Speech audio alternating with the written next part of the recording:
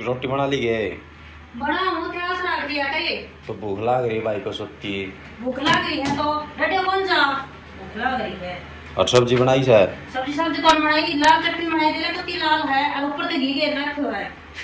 या तो मुंह नहीं को सुत्ती।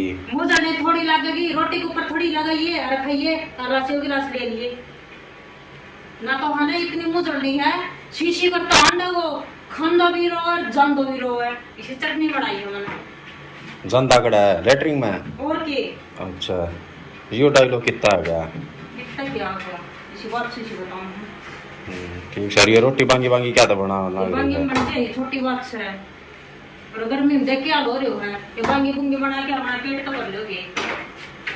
तो इतना सो में क्या दो रही फिर ऐसा क्या हो गया? वो देखो रोटी रोटी तो बनाओ है बता इसमें क्या वो है? गर्मी कितनी लग रही है कि सारी भीज गई मैं तो